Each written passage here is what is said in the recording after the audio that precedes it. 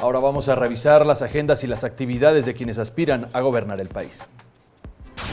Andrés Manuel López Obrador, candidato presidencial de la coalición Juntos Haremos Historia, realizó un mitin en Comitán, Chiapas, donde reiteró su preocupación por un eventual fraude el próximo 1 de julio, por lo que llamó a sus simpatizantes a no bajar la guardia y a continuar con la promoción del voto. López Obrador no tendrá actividades públicas este día debido a que se prepara para el debate de la noche. Por su parte, el candidato de la Coalición por México al Frente, Ricardo Anaya, no tuvo actividades públicas este lunes. Sin embargo, a través de sus redes sociales, publicó que realizó compromisos claros con sus simpatizantes de Yucatán. Publicó que en su gobierno apoyará con médicos y enfermeras, becas para que los jóvenes estudien, y escribió que hará lo necesario para darle a la gente las oportunidades que merece. Ricardo Anaya no tendrá actividades públicas debido al debate presidencial que se realizará en la noche.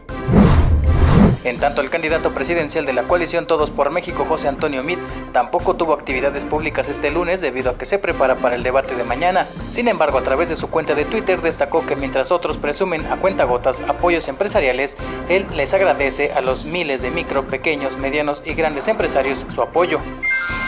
José Antonio Meade no tuvo actividades públicas ni tendrá actividades en la mañana debido al debate presidencial de la noche.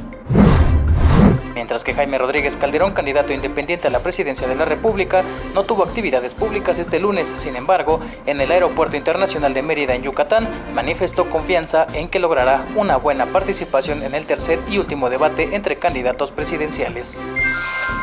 Rodríguez Calderón no tendrá actividades públicas para este martes debido al debate que se realizará en la noche. Héctor Mendoza, 21 Noticias.